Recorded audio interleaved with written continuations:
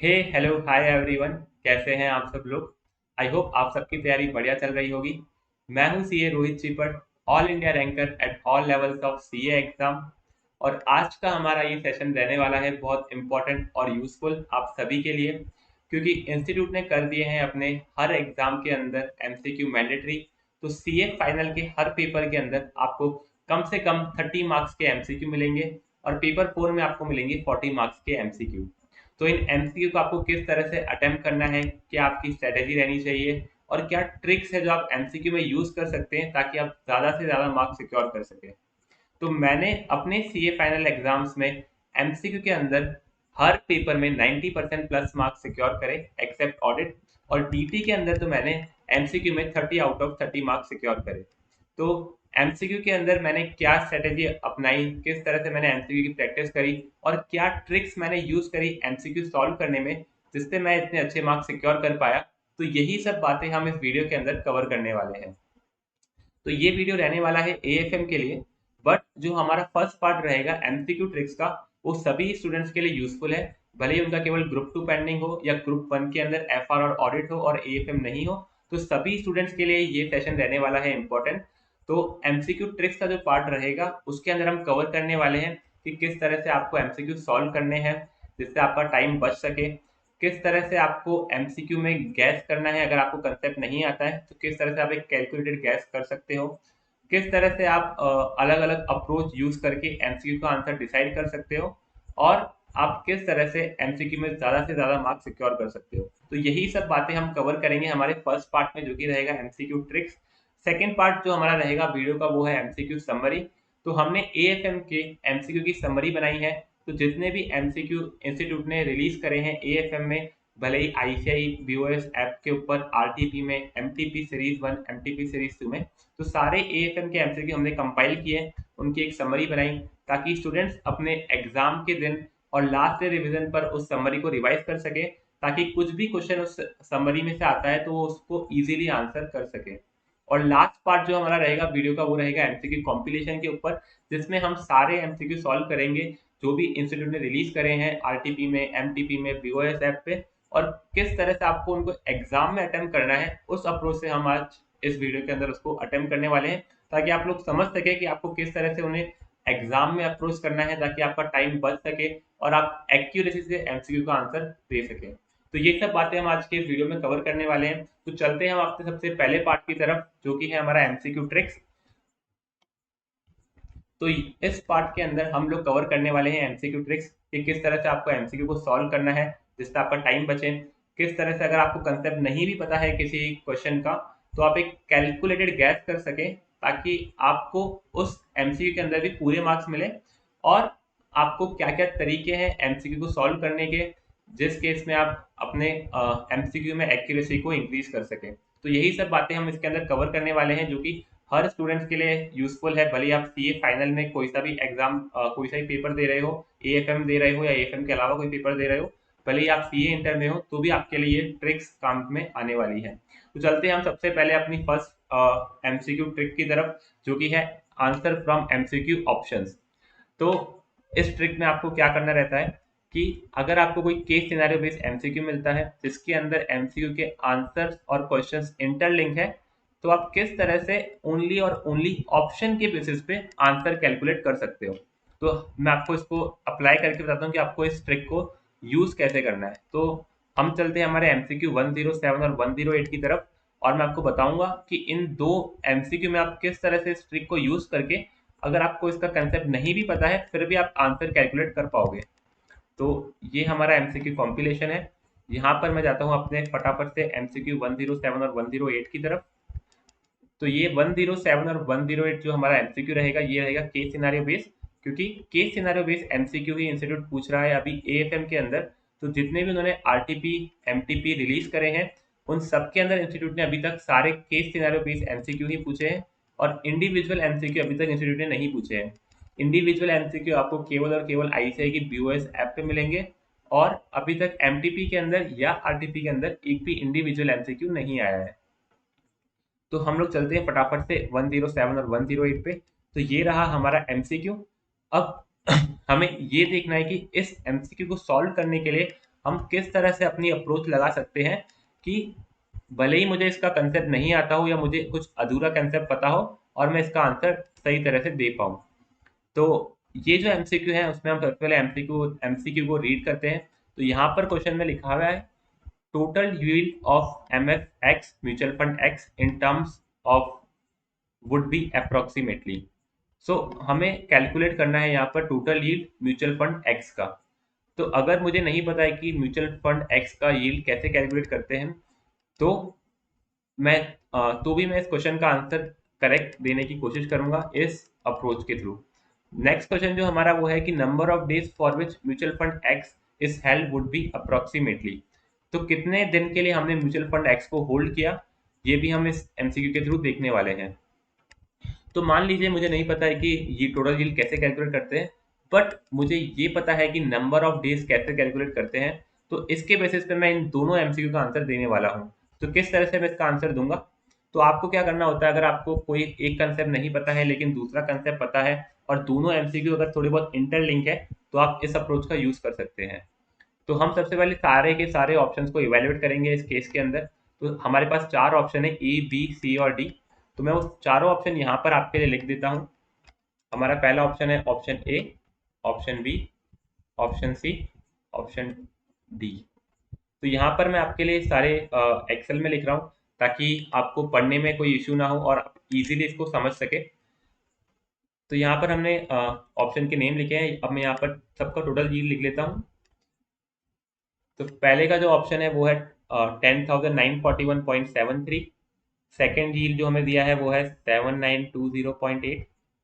Next है 18,000 और next है 12,450.45। तो ये चार ऑप्शन हमें मिले हैं जो कि है टोटल यील्ड के। मैं यहीं पर लिख देता हूँ टोटल यील्ड। अब मान लीजिए मुझे नहीं पता टोटल यील्ड कैसे कैलकुलेट करते हैं इस क्वेश्चन के अंदर जो कि यहाँ पर दे रखा है ऊपर की तरफ, बट मुझे पता है कि number of days for which mutual fund x is held would be approximately. हमें नंबर ऑफ डेज हेल्ड कैसे कैलकुलेट करते हैं मुझे इसका फॉर्मूला पता है। तो मैं इस केस में क्या करने वाला हूँ, टोटल यील्ड मेरे पास यहाँ पर दे रखा है। अब मैं इस फॉर्मूले को अप्लाई कर कर इसके बेसिस पर अपने नेक्स्ट नंबर ऑफ डेज के आंसर कैलकुलेट करूंगा। तो अगर आपका टोटल यील्ड दे रखा है जो कि आपने अर्न किया है, इसको आपको डिवाइड करना रहता है अपने एनुअल यील्ड से। तो यहाँ पर मैं लिखता हूँ एनुअल यील्ड, और एनुअल यील्ड का फॉर्मूला रहता है investment into effective yield per annum. तो इन्वेस्टमेंट यहाँ पर रहा है हमारे 4 लाख का और यहाँ पर इफेक्टिव यील्ड है 9.66% का। यहाँ पर अभी हम डिटेल में सॉल्व नहीं कर रहे हैं इस क्वेश्चन को। इस क्वेश्चन को हम हमारे वीडियो के एंड पार्ट में देखेंगे कि किस तरह से हमें इसको सॉल्व करना चाहिए। अभी मैं इसको बहुत कम एक्सप्लेनेशन में सॉल्व करने की कोशिश कर रहा हूँ ताकि आप हमारे लॉजिक का कंसेप्ट समझ सके कि किस तरह से भले ही आपको एक कंसेप्ट नहीं पता हो लेकिन दूसरा कंसेप्ट पता हो तो आप किस तरह से आंसर कैलकुलेट कर सकते हैं। तो यहाँ पर मैंने टोटल यील्ड लिख दिया है। अब मैं यहाँ पर कैलकुलेट कर रहा हूँ अपना एनुअल यील्ड जो कि रहेगा 4 लाख इंटू 9.66%। तो यहीं पर मैं लिख देता हूँ अपना 4 लाख इंटू 9.66%।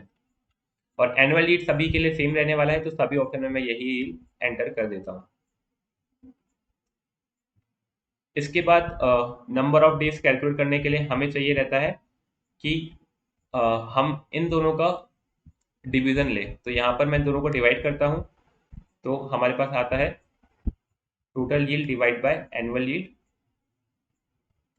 तो ये हमारा प्रोपोर्शनेट पीरियड हो गया जो कि हमारा पीरियड फैक्टर बनेगा। और अब मुझे नंबर ऑफ डेज कैलकुलेट करने हैं। तो डेज कैलकुलेशन के लिए मैं इसको मल्टीप्लाई कर दूंगा 365 से। आप यहाँ पर भी देख सकते हैं क्वेश्चन में हमें दिया है कि हमें 1 ईयर को लेना है 365 डेज। तो इसी के अकॉर्डिंग हम यहाँ पर इसको मल्टीप्लाई कर रहे हैं 365 से। तो ये हमारे डेज आ जाएंगे यहाँ पर। तो यहाँ पर हमने देखा कि अगर आंसर ऑप्शन ए होता 10,941 तो डेज होने चाहिए 103। अगर आंसर ऑप्शन बी होता 7,920 तो आंसर होना चाहिए 74.82 डेज। और इसी तरह ऑप्शन सी और डी होता तो आंसर हमारा क्या होगा। तो अब हम चलते हैं हमारे वापस क्वेश्चन की तरफ। तो टोटल यील्ड हमें नहीं पता क्या होगा, तो मैं मान लेता हूँ एक बार कि मेरा टोटल यील्ड रहेगा फर्स्ट ऑप्शन जो कि है 10,941। तो ये आंसर मैं इसको टिक करता हूँ। तो नेक्स्ट मेरा आंसर क्या रहेगा नेक्स्ट एमसीक्यू का, तो नेक्स्ट एमसीक्यू का आंसर होगा मेरा 103 डेज। तो ये दोनों ऑप्शन इसमें अवेलेबल है, तो ये एक पॉसिबल हमारे पास ऑप्शन रहेगा कि अगर टोटल यील्ड रहता है 10,941, तो हमारा नंबर ऑफ डेज होल्ड रहेगा हमारा 103 डेज। तो ये हमारा फर्स्ट ऑप्शन पॉसिबल है। नेक्स्ट ऑप्शन हमारा है 7,920 अगर रहता है हमारा टोटल यील्ड, तो डेज रहेंगे हमारे 74.82, मतलब 75 डेज। बट यहाँ पर अगर आप ऑप्शन में देखोगे तो 75 डेज ऑप्शन में है ही नहीं। तो इससे हम ये समझ सकते हैं कि ये जो हमारा सेकंड ऑप्शन है ये ऑप्शन करेक्ट नहीं है, क्योंकि अगर ये करेक्ट होता तो नेक्स्ट क्वेश्चन का जो हमारा आंसर है उसमें हमारे पास ऑप्शन होता है 75 डेज का, जो कि अभी हमें नहीं दिख रहा है। उसी तरह से हम बाकी दो ऑप्शन को भी इवेल्युएट करते हैं। 18,000 दे रखा है यहाँ पर, उसके अकॉर्डिंग आंसर होना चाहिए 170 डेज, बट 170 डेज अगेन यहाँ पर ऑप्शन नहीं है, तो अगेन मेरा आंसर बी और सी तो नहीं होगा। फिर मेरा लास्ट ऑप्शन है ऑप्शन डी, जो कि है 12,450, जिसके अकॉर्डिंग मेरा आंसर होना चाहिए 117 डेज, जो भी यहाँ पर नहीं है। तो इसमें हमने देखा कि अगर आंसर इन तीनों में से एक होता तो जो नीचे का जो क्वेश्चन है नेक्स्ट क्वेश्चन, उसका आंसर हमारा 75 डेज, 170 डेज या 117 डेज होता, जो कि तीनों ही ऑप्शन यहाँ पर नहीं है। तो हमारे पास एक ही ऑप्शन बचता है, जो कि हमारा फर्स्ट ऑप्शन 10,941 डेज, जिसको मैं करता हूँ हाईलाइट यहाँ पर, और इसके अकॉर्डिंग हमारा जो नेक्स्ट आंसर बनता वो होता 103 डेज। तो सिंस केवल और केवल एक ही कॉम्बिनेशन एग्जिस्ट करता है हमारे पास, जो कि है ऑप्शन ए वाला 10,941, और जिसका आंसर रहेगा 103 डेज, तो इसको हम एग्जाम में कर देंगे टिक, और यही इस क्वेश्चन का सही आंसर है। तो इस तरह से आप केवल और केवल ऑप्शन के बेसिस पे ट्राई कर सकते हो दोनों दो क्वेश्चंस का आंसर ढूंढने का, जिसमें भले आपको पहला कंसेप्ट नहीं पता हो कि टोटल यील्ड क्या होगा, लेकिन आपको पता है कि नंबर ऑफ डेज होल्ड कैसे कैलकुलेट करते हैं, तो आप इस क्वेश्चन का आंसर इजीली कैलकुलेट कर सकते हो। सिमिलर टाइप का क्वेश्चन आपको डायरेक्ट टैक्स में ही मिल सकता है कि टोटल टोटल इनकम आपको दे रखा हो और आपको टैक्स कैलकुलेट करना हो, तो भले आपको नहीं पता कि टोटल इनकम कैलकुलेट करने में क्या प्लस करना है, क्या माइनस करना है, क्या डिडक्शन देना है, बट अगर आपको पता है कि टैक्स कैसे कैलकुलेट करते हैं, तो आप टोटल इनकम के ऊपर टैक्स रेट लगा के यहाँ पर टैक्स देख सकते हो, और जो कॉम्बिनेशन दोनों में एग्जिस्ट करता है एमसीक्यू 1 और एमसीक्यू 2 में, वही आपका आंसर रहेगा। अब मान लीजिए इस केस के अंदर मान लीजिए दो कॉम्बिनेशन एग्जिस्ट कर रहे होते, तो उस केस में आपको और डीप में जाके चेक करना पड़ता कि कौन सा आपका सही आंसर रहेगा। बट सिंस इस केस के अंदर तीन कॉम्बिनेशन इनवैलिड हो गए और ओनली एक कॉम्बिनेशन सही था, तो वो हमारा आंसर हो गया। तो ये होता है हमारा फर्स्ट टेक्निक, जो कि है आंसर फ्रॉम एमसीक्यू ऑप्शन। तो आप इस केस में केवल एमसीक्यू ऑप्शंस को एनालाइज करके आंसर निकाल लेते हो। नेक्स्ट जो हमारा अप्रोच रहता है वो रहता है ऑड वन।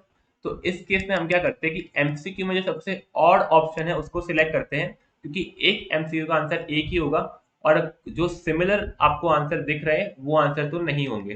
तो इसका एप्लीकेशन कैसे होता है वो मैं आपको दिखा देता हूँ।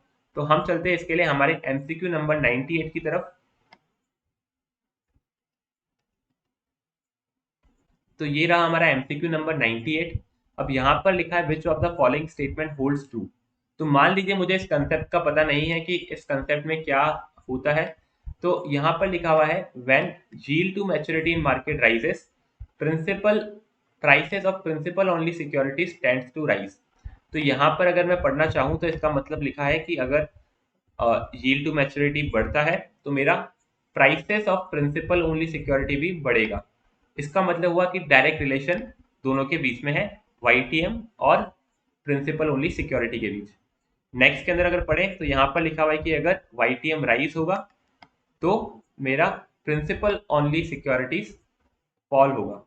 तो इस केस के अंदर दोनों अलग अलग बातें बोल रहे हैं। फर्स्ट ऑप्शन बोल रहा है डायरेक्ट रिलेशनशिप है कि अगर एक बढ़ेगा तो दूसरा भी बढ़ेगा।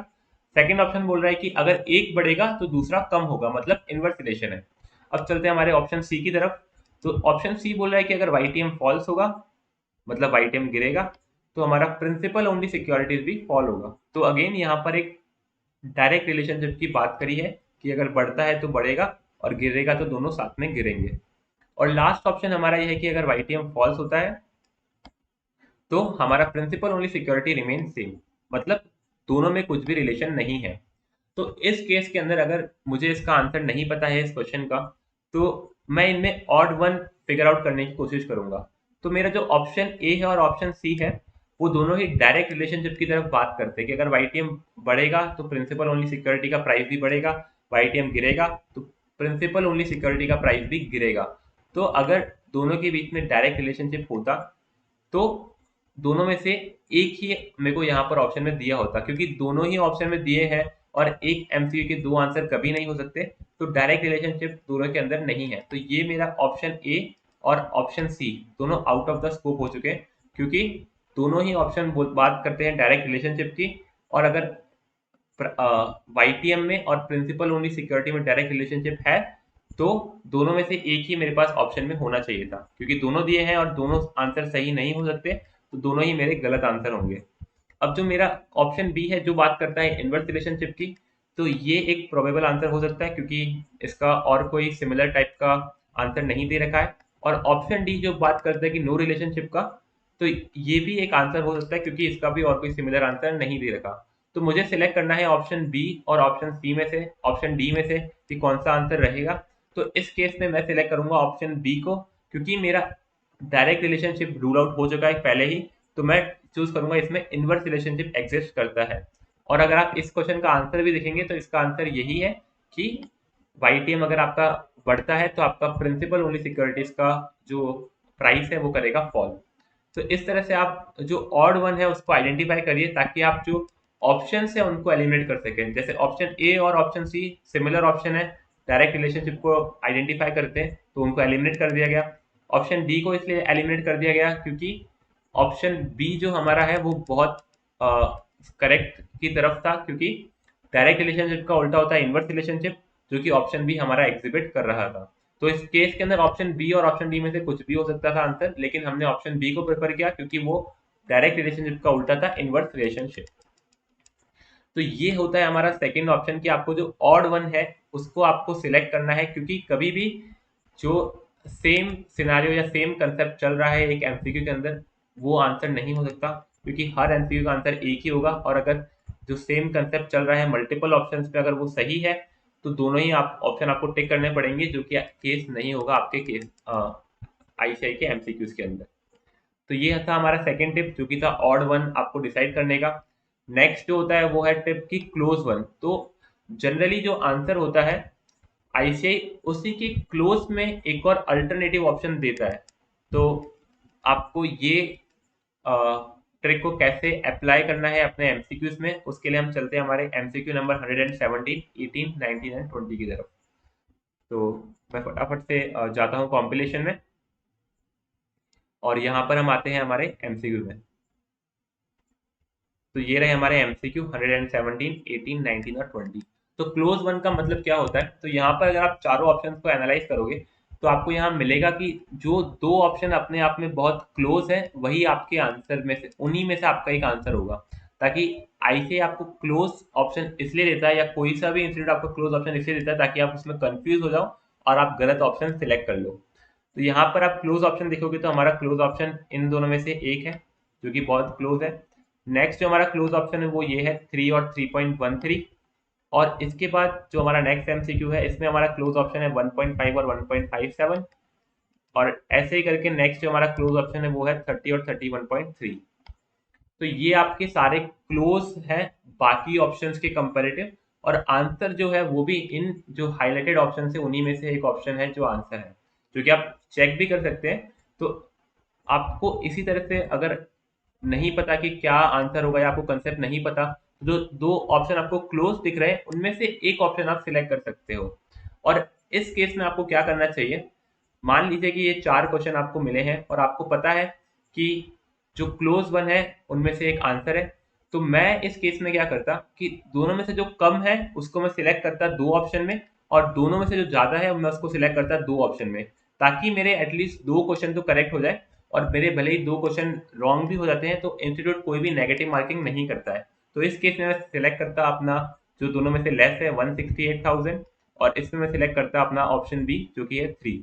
और नेक्स्ट जो दो एमसीक्यू में मैं हायर वाला सिलेक्ट करता जो कि होता 1.57, और नेक्स्ट होता 31.30, ताकि एटलीस्ट मेरे दो क्वेश्चन तो एंश्योर हो जाए कि दो क्वेश्चन मेरे सही हैं, और दो क्वेश्चन मेरे गलत भी होंगे तो भी मुझे कुछ प्रॉब्लम नहीं है, क्योंकि मुझे ये कंसेप्ट आता ही नहीं है। तो दो क्वेश्चन जो मेरे को सही मिल भी रहे हैं वही मेरे फ्री के मार्क्स है। तो इस तरह से आप क्लोज वन वाली अपॉर्चुनिटी आइडेंटिफाई कर सकते हो। और जब आपको आंसर करना हो एमसीक्यू तो जो लोअर है उनको आप दो ऑप्शन में सिलेक्ट करो, और जो हायर है उनको आप बाकी के 50% ऑप्शन पे सिलेक्ट करो। तो तो ये आपकी स्ट्रेटेजी रहती है क्लोज वन को लेके।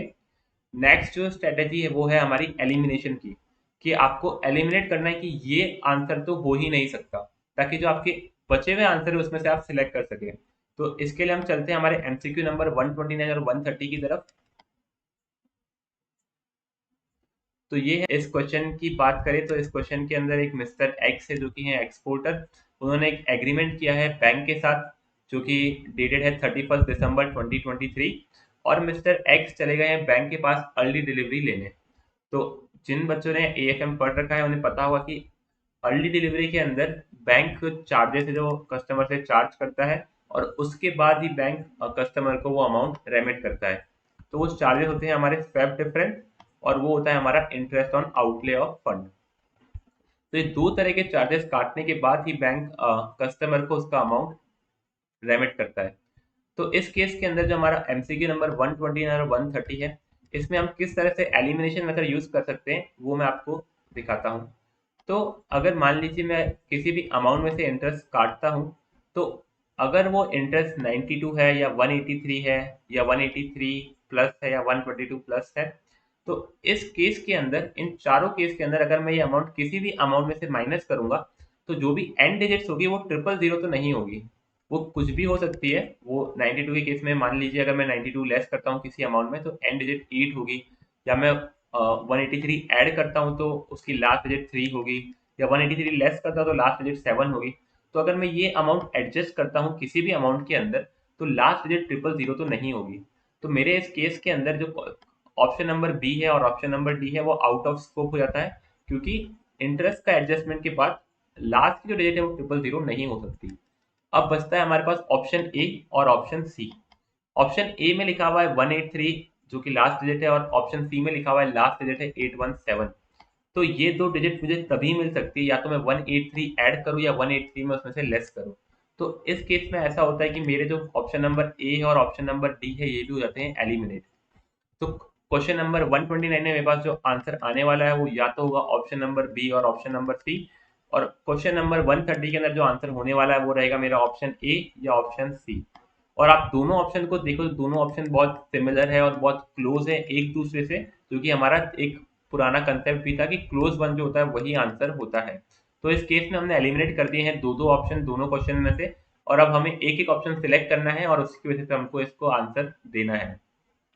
तो भले आपको ये कंसेप्ट नहीं पता था कि आपको कैसे नेट इनफ्लो कैलकुलेट करना है, बट आपको ये पता है कि इंटरेस्ट का अमाउंट लेस होता है रेमिटेंस में से, तो आप उसके बेसिस पे क्वेश्चंस को एलिमिनेट कर सकते हो और सही आंसर आप गैस कर सकते हो। तो ये रहा हमारा एलिमिनेशन ट्रिक। और लास्ट जो ट्रिक है वो रहेगा मल्टीपल वाला। कभी कभी ऐसा होता है कि हमने एक आंसर कैलकुलेट किया, पर जब हम ऑप्शन देखने जाते हैं तो ऑप्शन में वो आंसर मिलता ही नहीं है। तो उस केस में आपको क्या करना चाहिए, आपको अपने अमाउंट को या तो 2x कर लेना चाहिए, या आपको उसको 0.5x कर लेना चाहिए, या आपको सबसे क्लोज आंसर ढूंढना चाहिए और सोचना चाहिए कि क्या लॉजिक हो सकता है जिसके बेसिस पर ये आंसर होगा। तो ये एमसीक्यू के लिए हम चलते हैं हमारे एमसीक्यू नंबर 132 के ऊपर।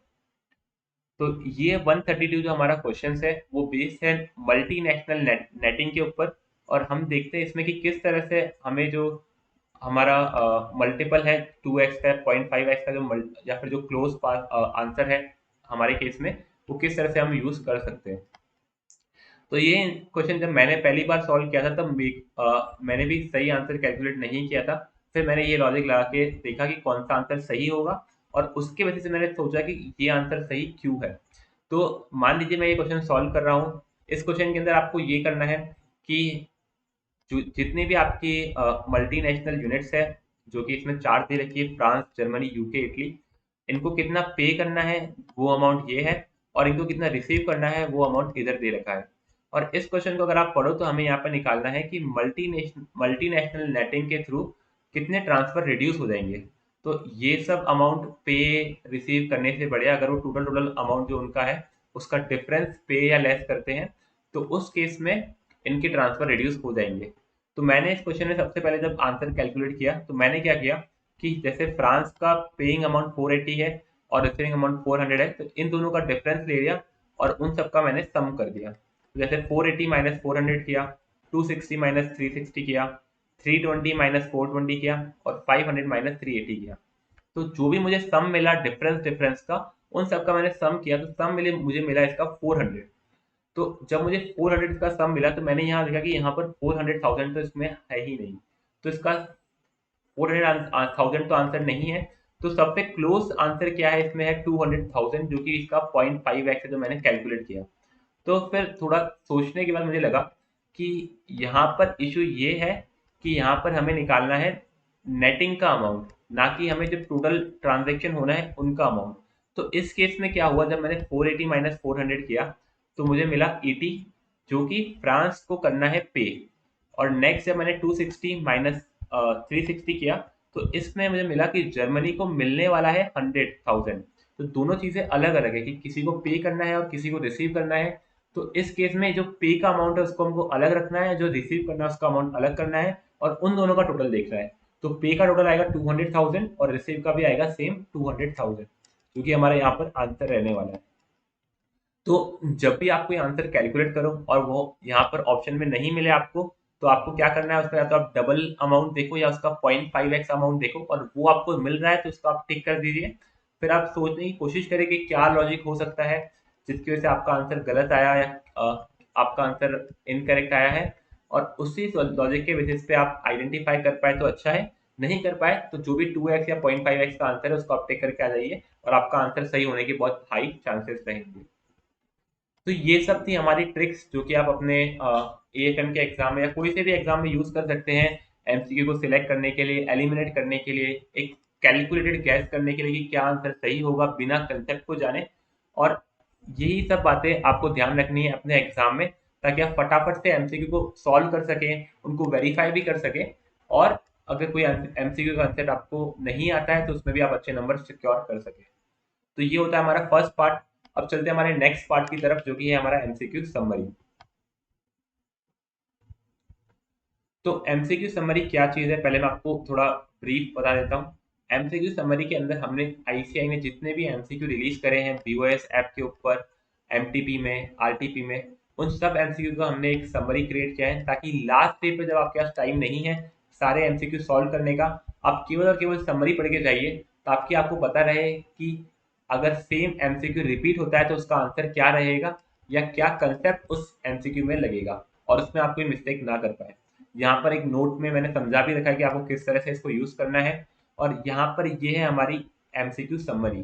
तो इंडिविजुअल जो एमसीक्यू आईसीआई ने पूछे हैं टोटल 81, उसकी समरी यहाँ पर है, और जो case scenario based MCQ ICI ने पूछे हैं उसकी समरी यहाँ पर है। तो अगर कहीं पर इंस्टीट्यूट ने कोई फॉर्मूला यूज किया है तो वो फॉर्मूला यहाँ पर लिखा हुआ है, ताकि आप इस फॉर्मूले को पढ़ सकते हैं एग्जाम से पहले, और अगर एमसीक्यू में ये फॉर्मूला अप्लाई करना हो तो आप इसको पढ़कर अपने एग्जाम में आराम से अप्लाई कर सकते हैं। तो लास्ट डे पे इसको पढ़ना बहुत ज़रूरी है, और कुछ भी थियरी अगर पूछिए तो वो थियरी भी यहाँ पर कवर है, और हमने कीवर्ड भी हाईलाइट किए ताकि एग्जाम में आपको एटलीस्ट कीवर्ड याद रहे और उस कीवर्ड के बेसिस पे आप आंसर आराम से दे सकें। जैसे कि आप ये समरी पढ़ सकते हैं कि mix forecasting is not use for the economic analysis. तो अगर आपने ये पढ़ रखा है और आपको क्वेश्चन मिलता है एग्जाम में कि इकोनॉमिक एनालिसिस में कौन कौन से मेथड यूज नहीं करते हैं, और उसमें आपको एक ऑप्शन मिक्स फोरकास्टिंग दिख जाता है, तो आप उसको इजीली आंसर कर सकते हैं। तो इस तरह से ये समरी बनाई गई है ताकि आप इसको लास्ट डे पे पढ़ सकें, और एग्जाम में कोई क्वेश्चन या कोई कंसेप्ट रिपीट होता है इस समरी में से, तो आप उस क्वेश्चन में पूरे मार्क्स इजीली सिक्योर कर सके। और जनरली आईसीआई अपने मटेरियल में से एमसीक्यू रिपीट करता है, जैसा कि हमेशा से ट्रेंड चला आया है कि हर ग्रुप के अंदर एक ग्रुप में ऐसा पेपर होता है जिसके अंदर इंस्टीट्यूट अपने पुराने एमसीक्यूज जो उन्होंने रिलीज करे हैं उसमें से कुछ एमसीक्यू रिपीट कर देता है। जैसे फर्स्ट ग्रुप हमारा है ऑडिट, एफआर और एएफएम का। तो इन तीन पेपर में से हाई चांसेस है कि किसी एक पेपर के अंदर इंस्टीट्यूट अपने पुराने पूछे हुए एमसीक्यू रिपीट करेगा, और अगर वो एएफएम में रिपीट होते हैं और आप ये समरी पढ़ के गए हैं तो आप इजीली उन एमसीक्यू के अंदर अच्छे मार्क्स सिक्योर कर पाएंगे। और उसी तरह ग्रुप टू के अंदर भी एक पेपर जरूर ऐसा रहेगा जिसके अंदर इंस्टीट्यूट अपने एमसीक्यू रिपीट करेगा, और अगर आप वहां पर भी किसी अच्छी समरी पढ़ के गए हैं या क्वेश्चन सॉल्व करके गए हैं तो आपको एग्जाम में बहुत ज़्यादा हेल्प होगी, और आप एमसीक्यू के अंदर अच्छे मार्क्स सिक्योर कर पाएंगे। तो ये चीज़ थी हमारी एमसीक्यू समरी रिलेटेड।